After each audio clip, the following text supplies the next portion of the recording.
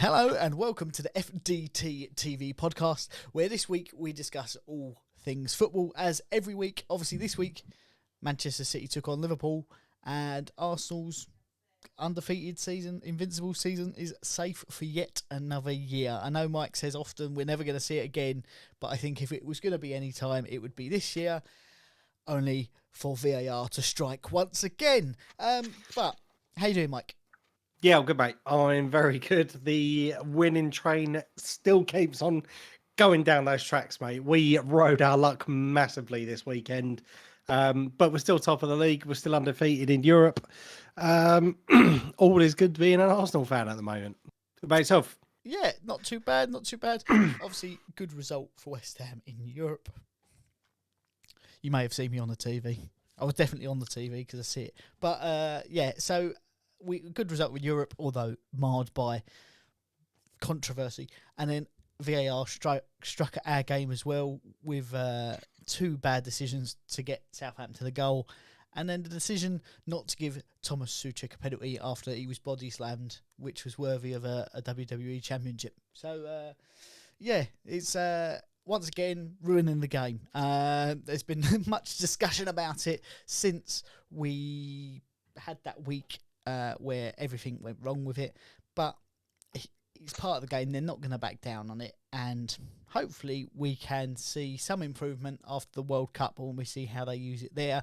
And it's applied correctly in what would say some is a country where they shouldn't be having football. So, yeah, it's all fun and games. I've got to be honest, mate. I love VAR after this weekend. We I haven't got a bad word to say about it, if I'm being completely honest. I think it's the best thing since the invention of 5 substitutions. So, yeah, I'm well on board with VAR this week.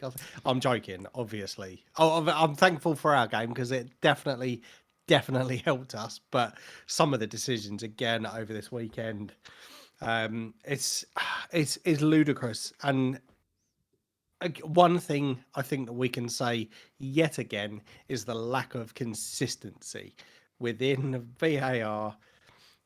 The officiating is a joke. Yeah, but it's a beautiful game. We love it. Woo. Yeah, it's one of those things that I think at minimum they need to bring in the transparency of it. If people can hear the communication between the ref and the VAR, then I think that will get rid of a lot of grumbles because people can then start to understand the situation. At the minute, everyone's in a blind and it just looks match fixed. And maybe it is. That was how I've said, I've said it before. You've said it before. And I'll say it again because I do like it. Yeah, it's one of those, I think, it can't be hard to implement. I know from what Gary Neville said on one of his podcasts that they can hear what the VAR are saying to the ref, which gives them that opportunity to be able to sort of say, oh, they're looking at offside, they're looking at this. Why can't we hear it? What's wrong with... I'm not saying in the stadium might necessarily be able to hear it, although they do that with rugby, with a reffing thing. But if you could hear it on TV and then go to Match of the Day and you would listen to the explanations and re-show them, then surely most people would go, okay, I understand why they've done that. I don't agree with it, but I understand how they've come to that decision. Maybe they'll look at implementing that after the World Cup. Who knows? Do you know what? I very much doubt it.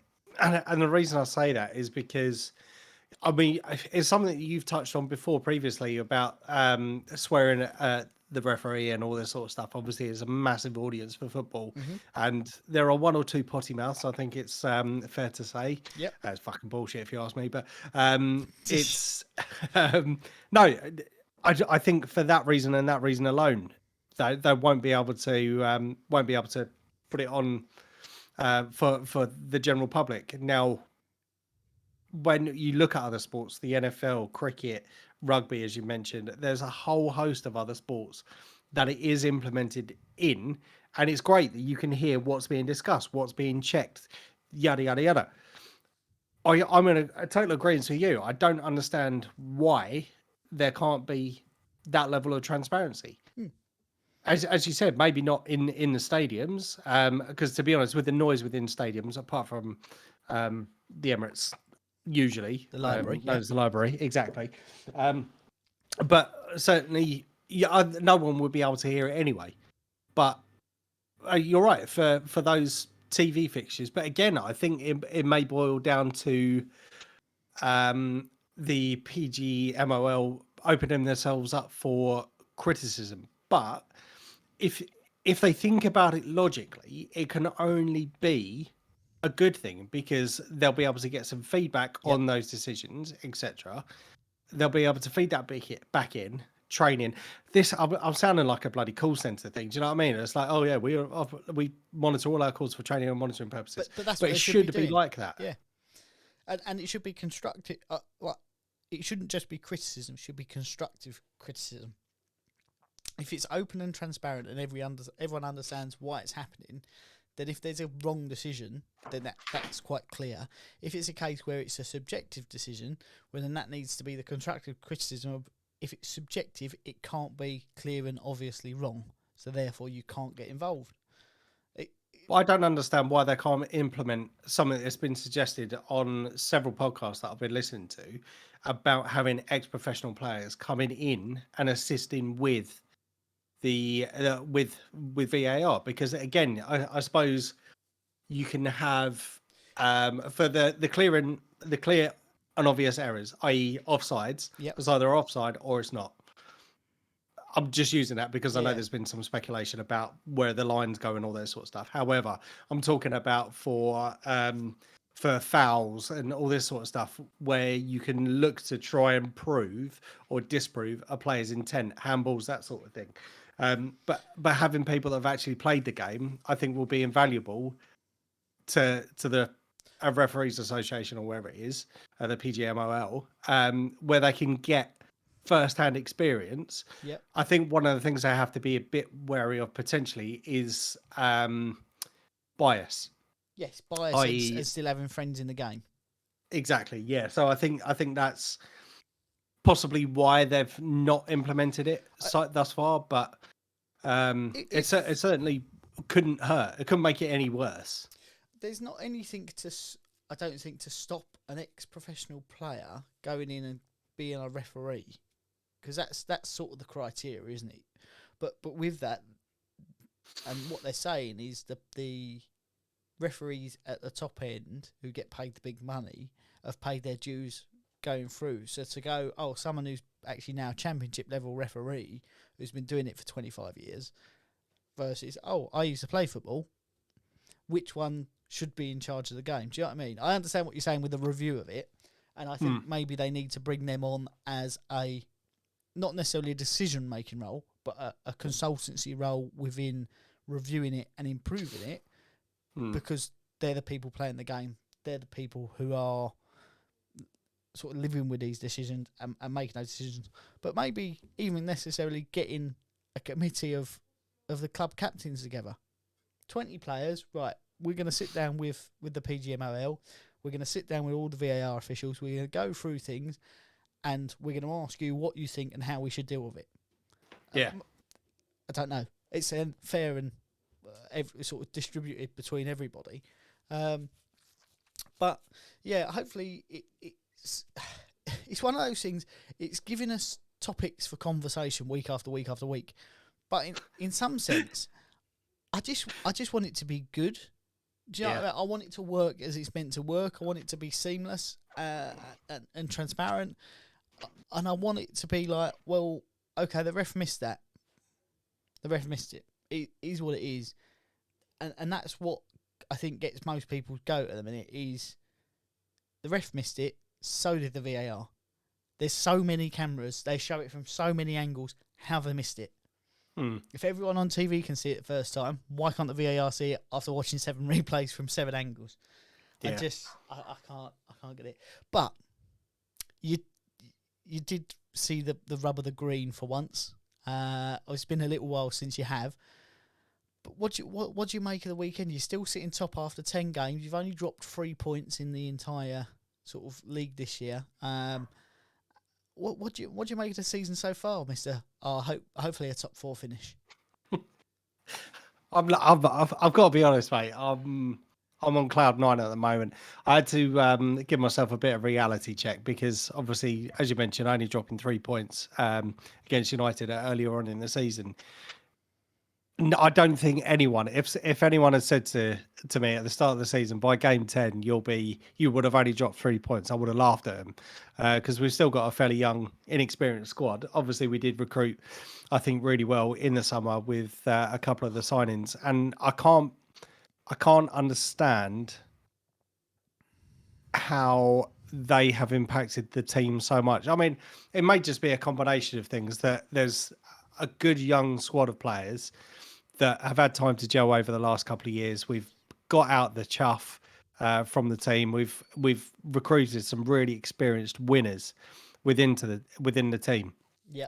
But I don't understand how that's made such an impact on us. I mean, I'm grateful, don't get me wrong, because we're now seeing games, I think yesterday and the game against Liverpool last week, as perfect examples of how far we've come. Now, I think when I say this in the loosest sense, i.e., it's only Leeds, I think that has been one of our more difficult games so far this season, and I hope it's not the wheels starting to come off when we were struggling. I'd genuinely like to think that Leeds had an absolute blinding game yesterday, and I think we need to just thank our lucky stars that Rambo had the game of his life yesterday. As well as the defense, but we could have quite easily lost that 3-4-1.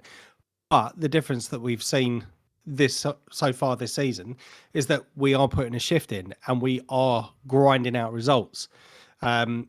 Just going back to the Liverpool game, going 2-1 up and then obviously getting or conceding an equaliser against the run of play, I think it's fair to say. But then to go on and try and get that winner, I think is absolutely outstanding, and it's amazing to see because we haven't seen this level of performances week in, week out for years. Yeah, I think this is the best start that we've made to a Premier League season ever. So I'm absolutely outstanding. I'm still trying to keep my feet on the level and say that a top four is still our ambition. But again, maybe come January time, see where we are then, and hopefully we'll be able to make a kind of a better prediction. But just looking at Manchester City, I still think they've got strength and depth in order to win the Premier League, and you couldn't be angry if they did win it. Liverpool obviously making a bit of a charge back. They've had a bit of a topsy-turvy season already. Chelsea under Graham Potter seems to be starting to pick up results. So it's still all to play for. It's just nice that we are in a position at the moment where we can afford to have now a bad game and still be on top of the league, even if we have a shit game. Yeah. Are you at all concerned that Tottenham are only 4 points behind you? No. And it's the reason I say that is Tottenham are known as a serial bottlers, but they're sort of going unnoticed at the minute, and I think that's because Liverpool have been playing so poorly. City are chasing you. You're playing so well, and Chelsea are changing manager and all these other changes. Tottenham have sort of slipped under the radar a little bit these first 10 games, and their fans are saying the same thing over and over again. It's boring football. You're third in. You're third in the Premier League, lads. You're 4 points behind the leaders. You was playing boring football, and you almost won a cup before you sacked your manager. Do you think this could be the season if Conte stays that they don't bottle it and they could overtake you? I mean, you can never say never, because obviously we bottled it at the end of last season, and we've bottled it for the last few seasons.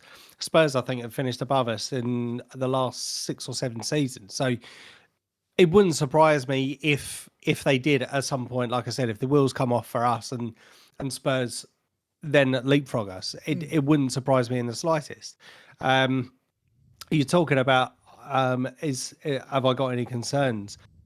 To be honest, I've got concerns about every club that's behind us at the moment. Do you know what I mean? Because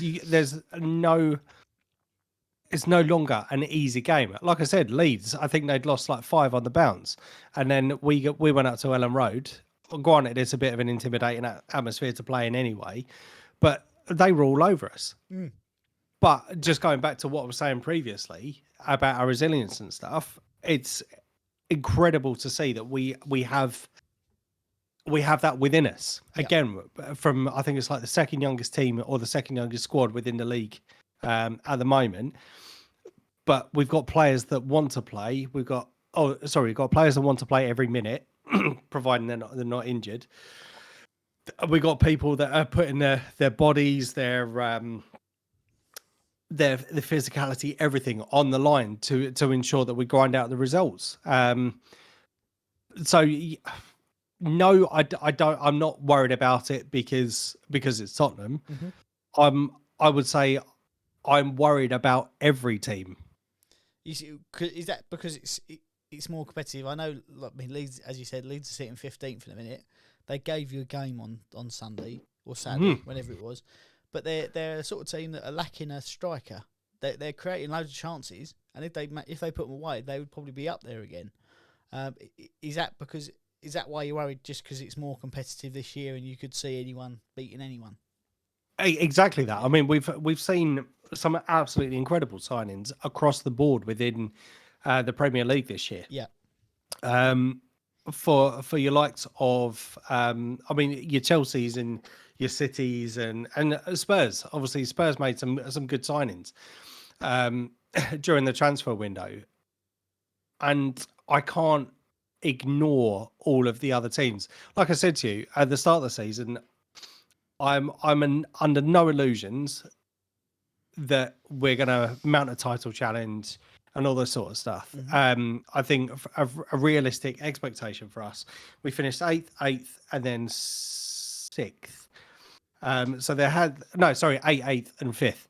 So there's definitely been improvement over the last few years, and I think last year we were kind of like our own downfall in terms of some of the performances that we put in, and we missed out on Champions League, and I think rightly so. But I think that's given the players more of an impetus to want to do well this year because we narrowly missed out on it. And to be honest, I think it's done us a favour. It's made us grow, and it made us grow very rapidly because we knew the disappointment and how much they felt like they'd let the fans down and all this sort of stuff. And I think this year they're trying to prove a point and right the wrongs.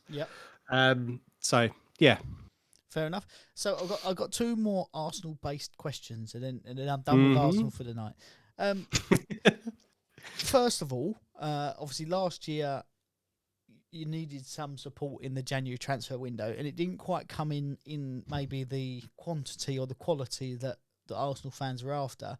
Do you think, having mounted somewhat of a title challenge so far this season, that Arteta will get backed in January with whomever and whoever he likes? I still think there will be restrictions on the caliber of the player that we could bring in. I still think, like I said at the end of the transfer window, I still think we're one or two signings away from having the strength in depth that we need, because we've already seen a few players already picking up injuries this season already, and not saying it's impacted us, but it has impacted us, if that makes sense, because you can definitely see the cohesion levels. I think looking at the first game against Bodo Glimt a couple of weeks ago, obviously we played a more rotated squad, as was kind of predicted, and the levels just weren't there. And for those players that were supposed to be rested for that game, ended up having to come on and all this sort of stuff. So I do think we will get reinforcements, but I don't know whether we'll get first or second choice. No, I don't think we'll get first choice. Right. But again, I suppose it depends on where we are within the league. If we're still top come January, you never know. You may see the owners put their hands in their pockets. Because I mean, I know we spent 130 million, I want to say, in the last transfer window. Yeah. But they've seen what a difference that makes already this season. But I don't know. I don't know whether. And my final Arsenal-based question for tonight. Being as the World Cup is coming around very, very soon, and we know momentum in football is, it can win your leagues, it can lose your leagues. Do you think that could derail your season completely? Are you worried about that?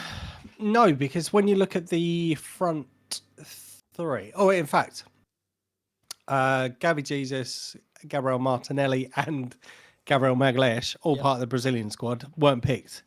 So we've got one of our strongest defenders, one of our and two of our strongest attackers not going to the World Cup. So they'll get a bit of a break for rest of recuperation. Obviously, not travelling with the squad currently. Not saying that will change over the coming weeks because they may still be recalled up. Obviously, Richarlison, I think, has just got injured, so that may open a space for Gabby Jesus or Gabby Martinelli. But I think if we can keep those players fit, obviously Saliba, I think we've got a strong spine, which is something we've been missing for ages. So we could. It's a difficult one to say. Because I think there was talks about organising some behind closed doors friendlies and stuff during the World Cup anyway. So for the players that haven't travelled, so they'll be able to keep on top of their match sharpness and all that sort of stuff. I know it's 4 or 5 weeks for the competition, but yeah, I think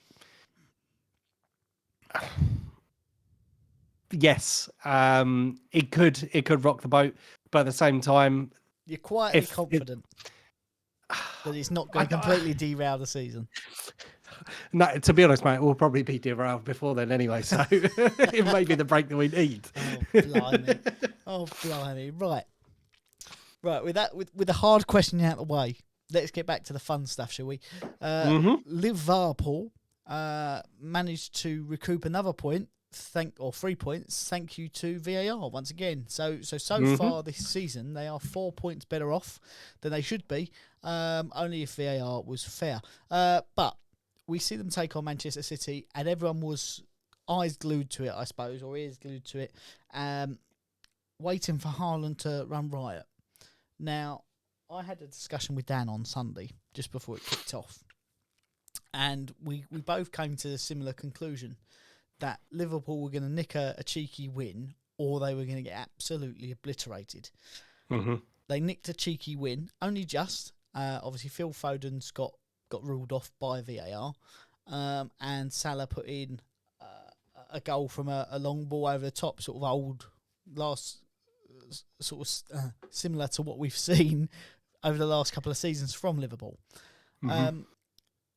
Do you think that this is now the time where they're going to have that resurgence, that 7-1 win for against Rangers, the win against Manchester City? Unfortunately, we got to play them next. Do you think that now is the time where we're going to see them surge back up the table and meeting with the big boys again?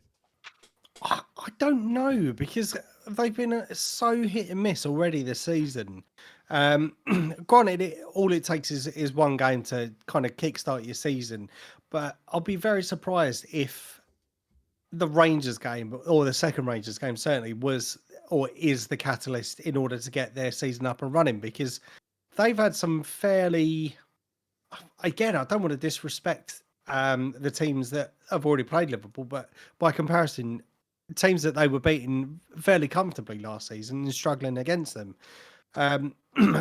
But you see them, I think Tottenham was exactly the same last season as well, where they go and beat the teams where they shouldn't beat them. Yeah. And sometimes struggle against the teams in which they should be beaten. And it wouldn't surprise me if that's still the case for Liverpool already this far into the season. I think with the way the West Ham have played recently, just from conversations that we've had, you've started to obviously talk about some of your strikers coming into form and the midfield solidifying up, and even at the back. But I wouldn't be surprised if you get a draw against them this weekend. If you offered me a draw at the minute, I'd take it. We need some more points on the board. I know we're now sitting in 12th. we do need more points on the board. If you offered me a win, I'd bite your arm off. It would surge us back up the table. It'd put us ahead of them. And there is a little part of me in the sort of the front of my mind of thinking it's Liverpool. They have got quality. I know what I've been saying all season, that they're going to finish sort of 7th or 8th. But there's and they've got a bit of confidence behind them now. But there is that little part of my brain thinking they're now overconfident. They think it's back. They're gonna take their foot off the pedal. And I think that's the reason why they haven't won the championships in the last couple of years, is because they haven't killed off games early. Like there was a couple that slipped up there, dropped a couple of points here and there, and it cost them by a point each time. And I think we may see that again this week, being as that would have been a hard physical game against City. Obviously, we play them on Wednesday, I think. So it doesn't give much break. But like it's one of those. We're in reasonable form. They've hit a little bit of form. Who's going to drop off first? If we can hit them on the counter attack, if Trent's playing, we've won. If they put him back in the team, I think we've won, because we'll run about him. But do you know what? I'm a little bit concerned that they're going to go on up until the break for the World Cup. They're going to go on a bit of a run and go unbeaten. Push themselves, back up into where they need to be. And everyone in Liverpool is going to start chiming up saying Jurgen Klopp's the best thing since sliced bread again. But don't forget, they picked up quite a few significant injuries over the last couple of weeks as well. So Jota's another one that picked up another injury. I can't remember who the other two were picked up injuries against us. So they've been hampered by injuries already this season. And I think someone was talking on TalkSport, and they said that they're a Mo Salah injury away from having a diabolical season. And he's right. I mean, you never know. He might end up pulling a hamstring or something in the warm-up. In which case, I think you guys will run right over him, because I don't fancy that Darwin Núñez much from what I've seen of him. I know he scored against us, but I think from what I have seen of him, they've massively overpaid for him. And he does remind me of a shit Andy Carroll. I've got to be honest. I think I'd rather Andy Carroll in his current form than Darwin Núñez. Just from obviously looking at training videos and stuff that come up on social media, and you see him shooting the goal and end up hitting the farm next door. It was that bad. So yeah, I don't rate him much. But I do. I think injuries are going to hamper him for the next few weeks, and I think they'll go back to being hit and miss again. Well, let's put it this way: in the Premier League, they've got us. I would say we're the toughest opposition they're going to face up until Tottenham before the World Cup. So they've got us, Nottingham Forest, Leeds, then they've got Spurs, Derby County in the Cup, and then Southampton before the World Cup. The World Cup. So out of all of them, you'd probably go us and Tottenham are the people who, if we're gonna take points off of them. But I can't see Nottingham Forest getting anything. I can't see Leeds getting anything because they can't finish. I can't see Derby beating them, although stranger things have happened to take away momentum, and I can't see Southampton beating them. So it's just one of those. And then when we come back, Aston Villa, Leicester, Brentford, they've got an easy. Their easy games seem to be piled in together, or the easier games, I should say.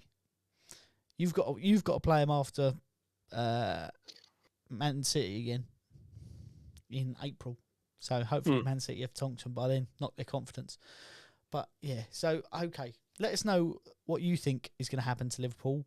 Are they going to break back into the top 4, or are they not? Over on the YouTube channel, FDT-TV. Look for the big yellow cup. We're always there. What was I going to say? Mason Greenwood. He was still on the books for Manchester United. He's breached his bail conditions by trying to go to the girl's house who he did all those horrible things to. And now he's in prison until his next hearing in November. Do you think it's time for Manchester United to cut ties with him? And Manchester City. Yeah, I think. I think Manchester Yes. City would say he's not good enough to get in our squad. But In all seriousness, yes, absolutely.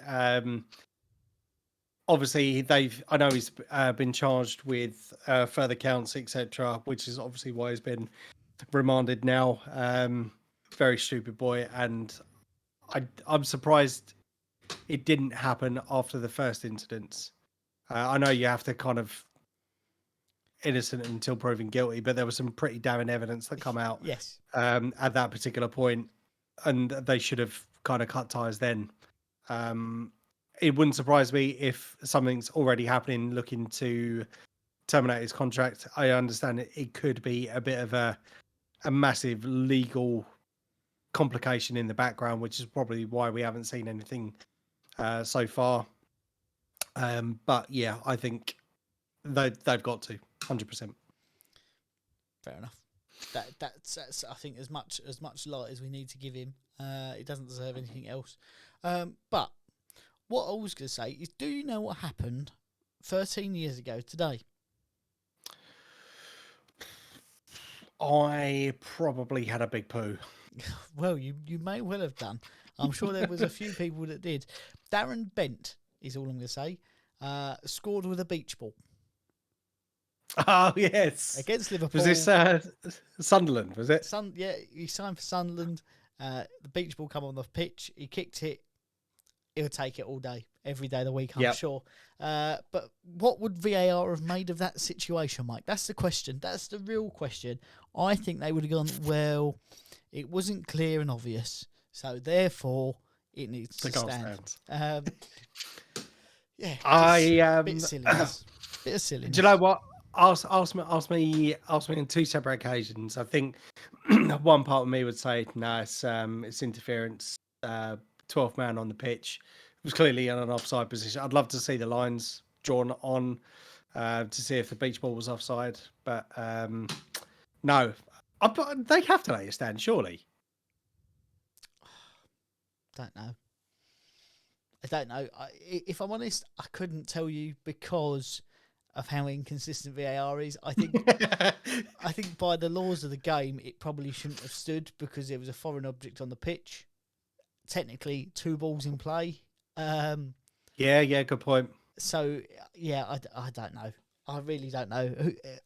It really would depend on what way the wind is blowing, and that I know Jurgen Klopp would use it as an excuse anyway. But other than that, we do make predictions every week for this lovely trophy right here. Obviously, if you haven't seen it, if you can't see it, because we are on video on Spotify and on lots of other things, but go over to the YouTube channel, see my lovely trophy that I won. I did win it. I didn't steal it. I did win it by making correct predictions. It's the first time I've won it.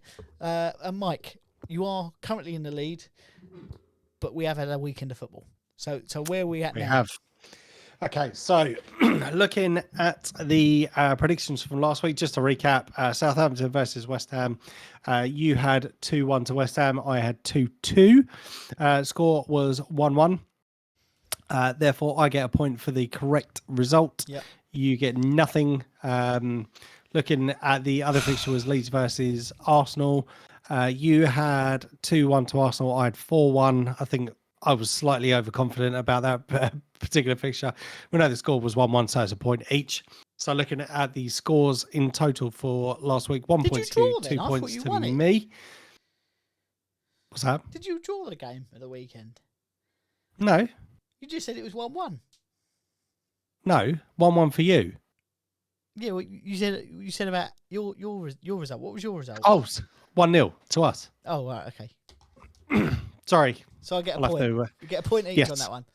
Yeah, so point each on that one. So 1 point to you, 2 points to me, and therefore the season total so far. Ian, you are on 20 points. Yep. I'm on 25. Yeah, it's all to play for. It's all to play. I think I was behind for a lot of the season last year as well. You were. So less said about that, the better, because you ended up going home with a trophy.